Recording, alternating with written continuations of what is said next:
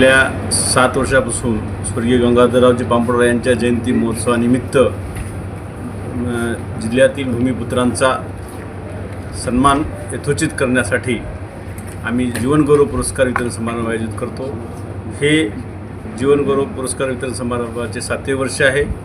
या संस्थेमार्फत teachers club रुग्णालय कवठा येथे हॉस्पिटल सुरू आहे। तिथे नाममात्र 20 रुपये दरामध्ये डेंटल, आय आणि स्किन या 3 आजारासाठी वैद्यकीय सुविधा उपलब्ध आहेत आणि ऑपरेशनसुद्धा डोळ्याचे असतील, डेंटलचे ऑपरेशनसुद्धा तिथं कमी नाममात्र दरामध्ये होतात आणि ही सेवा अविरतपणे चालू आहे। किती क्षेत्रामध्ये पुरस्कार सन्मान? इथं कला आहे, साहित्य आहे, शिक्षण आहे, आरोग्य आहे, सामाजिक आहे, पुन्हा औद्योगिक आहे, प्रसार माध्यम आहे, कृषी आहे, अशा 8-9 ह्याच्यामध्ये देतो। आज जे पुरस्कारांची घोषणा केली, तुम्ही जाहीर केले पुरस्कार, तर ते कोणते पुरस्कार आहेत? राज्य पुरस्कार नाही जाहीर, जीवनगौरव पुरस्कार आहे। कोणते पुरस्कार प्राप्त कोण कोण आहेत? नाव सांगूया। जीवनगौरव पुरस्कार प्राप्त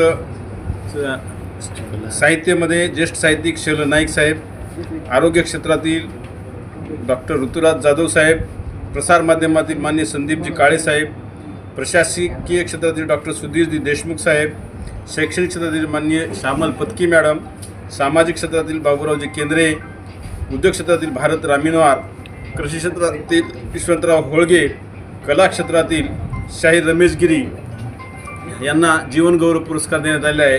तर विशेष पुरस्कार म्हणून चंद्रकांतजी पोद्दार साहेब व शेख सिकंदर अली शेख यांना दिलेत आहे। सदर पुरस्कार हे कुसुम सभागृह नांदेड येथे दिनांक 15 रोजी 4 वाजता वितरित करण्यात येणार आहे। या कार्यक्रमास अध्यक्षस्थान म्हणून डॉक्टर खासदार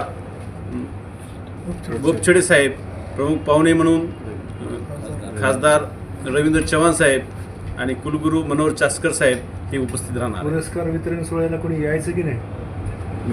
मीडियानी यायचं, सर्वांनी यायचं। जनरल आवाहन करावं आपण या पुरस्कार सोहळ्यास सर्वांनी येऊन या कार्यक्रमास लाभ घ्यावा अशी मी विनंती करतो। आणि या कार्यक्रमास वक्ते म्हणून सुधीर गव्हाणे साहेब, माजी कुलगुरू यशवंतराव चव्हाण विद्यापीठ हे उपस्थित राहणार आहेत। ठीक।